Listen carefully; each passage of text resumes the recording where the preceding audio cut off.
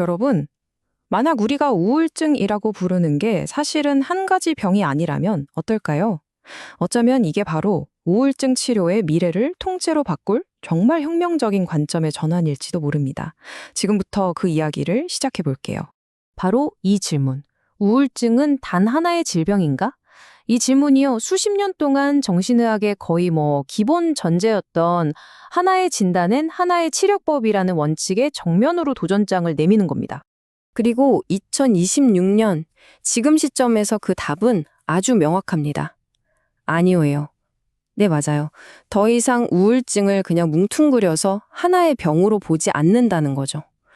이건 정말 그야말로 패러다임이 완전히 바뀌는 건데요. 지금부터 그 놀라운 이유들을 하나씩 파헤쳐 보겠습니다.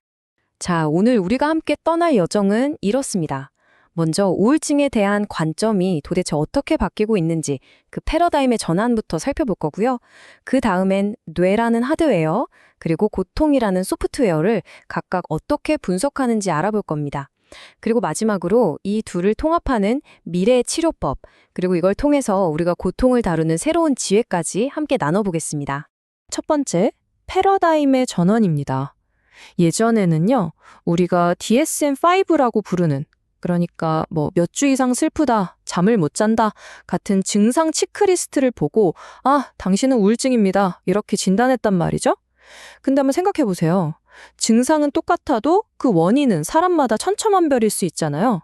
그래서 등장한 게 바로 정밀정신의학이라는 개념입니다. 이건 환자 개개인의 뇌, 그 생물학적인 특성에 딱 맞춰서 치료하자는 거예요.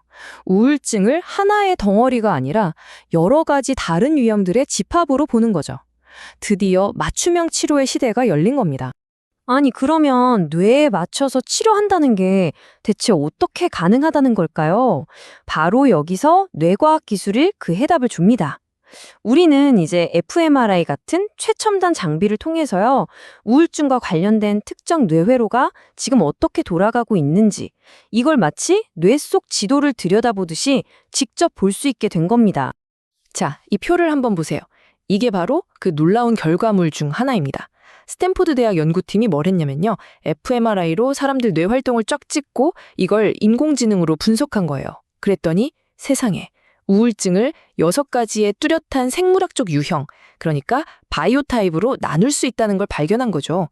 예를 들면 어떤 유형은 생각을 너무 많이 하는 인지조절 회로가 막 과열되어 있고요. 또 다른 유형은 반대로 주의력 회로가 힘이 쭉 빠져 있는 식이에요.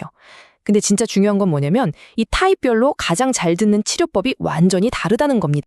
자, 이 바이오 타입 분류가 실제 치료에서 얼마나 큰 차이를 만드는지 한번 보세요. 예를 들어서 뇌 특정 영역의 연결이 너무 과한 고연결성 바이오 타입이 있어요. 이분들은 이미 뇌가 문제 해결 모드로 막 과열된 상태라서 오히려 상담 치료를 통해서 생각을 정리하는 게 효과적이라는 거죠. 반면에 주의력 회로가 약한 저주의력 바이오 타입은 어떨까요? 이분들은 뇌 하드웨어 자체가 정보를 처리할 준비가 안 된 거예요. 그러니까 상담부터 하는 게 아니라 뇌를 직접 자극하거나 약물을 써줘 하드웨어를 먼저 고치는 게 우선이라는 겁니다. 와, 접근법이 완전히 다르죠? 그리고 이게 바로 그 결과가 가져올 미래입니다. 환자의 뇌 타입에 딱 맞는 이런 정밀 치료를 통해서요, 우리는 기존의 30% 정도에 불과했던 치료 성공률을 2배 이상으로 끌어올릴 수 있는 엄청난 잠재력을 갖게 된 겁니다. 정말 대단하지 않나요? BSNIP라는 또 다른 대규모 연구도요, 정확히 같은 결론을 내립니다. 이 연구는 우리가 흔히 쓰는 우울증, 조울증 같은 진단명, 이게 사실 환자의 실제 뇌 상태와는 별 상관이 없을 수 있다는 걸 보여줬어요. 진단명에 상관없이 뇌의 생물학적 상태에 따라 3가지 유형으로 나눌 수 있다는 걸 밝혀냈죠. 다시 말해서 중요한 건 겉으로 보이는 진단명이 아니라 그 밑에 깔린 뇌의 진짜 상태, 바로 하드웨어라는 걸 다시 한번 확인시켜준 셈입니다. 자, 지금까지 우리는 뇌라는 하드웨어에 대해서 집중적으로 이야기했습니다. 근데요, 기계만 고친다고 모든 문제가 해결될까요? 컴퓨터도 하드웨어만 좋다고 다가 아니잖아요. 어떤 소프트웨어가 깔려있느냐가 중요하죠. 이제 우리는 마음의 소프트웨어, 즉 우리의 고통이 도대체 어떤 의미를 갖는지 해석하는 지혜의 영역으로 넘어가 볼 시간입니다. 여기서 이후경 박사님의 증상 철학이 아주 핵심적인 통찰을 줍니다. 우울은 결핍이 아니라 에너지의 정체 상태다. 이게 무슨 말이냐면요. 우울증이 세로토닌 같은 게 부족해서 생기는 병이 아니라 오히려 감당하기 힘든 고통으로부터 나 자신을 보호하기 위해서 심리적인 에너지가 꽉 막혀버린 상태라는 거예요. 마치 거대한 댐에 물이 갇혀서 흐르지 못하고 썩어가는 것처럼 말이죠. 이 에너지 울혈이라는 개념, 이걸 꼭 기억해 주세요. 이건 뇌가 고장났다기보다는 더 이상 상처받지 않으려고 스스로 내리는 일종의 비상조치 같은 거예요. 셧다운에 들어간 거죠. 에너지가 흐르지 못하고 안에서 꽉 막혀 고여있는 상태. 이것이 바로 우울의 본질이라는 아주 새로운 해석입니다. 자, 실제 사례를 통해 이 철학적인 접근을 한번 이해해 볼까요? 예를 들어 사업에 실패한 중년 남성이 있다고 쳐요. 이분에게 우울증은 단순히 돈을 잃은 슬픔, 그게 전부가 아닙니다. 그건 성공한 가장, 유능한 사업가라는 자기 자신의 정체성 전체가 무너져 내리는 실존적인 위기인 거죠. 그럼 갱년기 여성의 우울은 어떨까요? 이걸 단순히 호르몬 변화 탓으로만 돌릴 수 있을까요? 어쩌면 이건 지금까지는 누구의 아내, 누구의 엄마로 살아왔는데 그럼 진짜 나는 누구지? 라는 존재론적인 질문을 던지는 내면의 신호일 수 있습니다. 의미 없는 것들을 멈추고 새로운 목적을 찾으라는 메시지인 셈이죠. 젊은 세대의 우울은 또 다른 모습으로 나타나기도 합니다. 바로 학습된 무기력인데요. 계속되는 실패에 뇌가 어차피 난 안 될 거야 라고 학습해버리는 거예요. 서커스단의 코끼리 이야기 아시죠? 어릴 때 묶어둔 쇠사슬을 다 커서 얼마든지 끊을 수 있는데도 포기하고 사는 그 코끼리처럼요. 시도조차 못하게 만드는 정신적인 감옥에 갇히는 겁니다. 이런 관점은요, 특히 중독 문제를 이해하는데 아주 강력한 힘을 발휘합니다.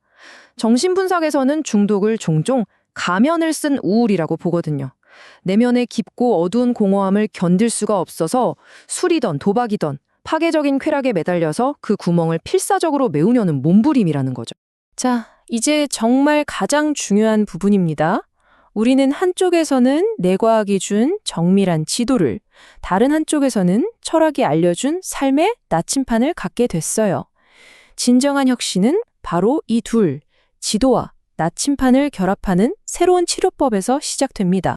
이게 바로 미래의 통합치료 프로토콜입니다. 보세요.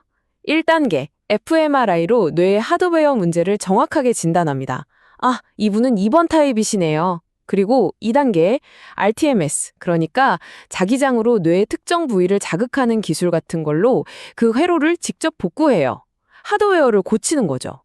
하지만 여기서 절대 멈추지 않습니다.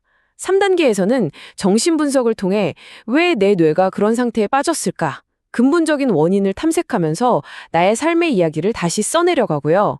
마지막 4단계에서는 그 새로운 이야기를 바탕으로 앞으로 어떻게 살 것인가? 새로운 삶의 의미와 목적을 찾아 나서는 겁니다. 정말 완벽한 통합이죠? 이 통합 모델은요, 특히 중독 치료에 정말 강력한 힘을 발휘합니다.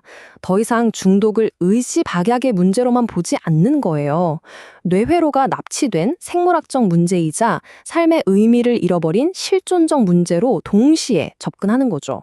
여기에 AI 기술까지 더해져서 재발할 것 같은 징후를 미리 예측하고 최악의 상황이 오기 전에 딱 개입하는 것까지 가능해집니다. 자, 우리는 이제 이 여정의 마지막 단계에 들어섰습니다. 이건 단순히 병을 고치는 걸 넘어서 고통을 다루는 방식을 근본적으로 바꾸는 길이에요.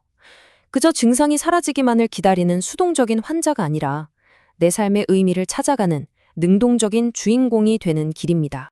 이것이 바로 오늘 우리가 도달한 최종적인 결론입니다. 증상은 제거해야 할 적이 아니라 우리에게 삶의 길을 보여주는 목소리다.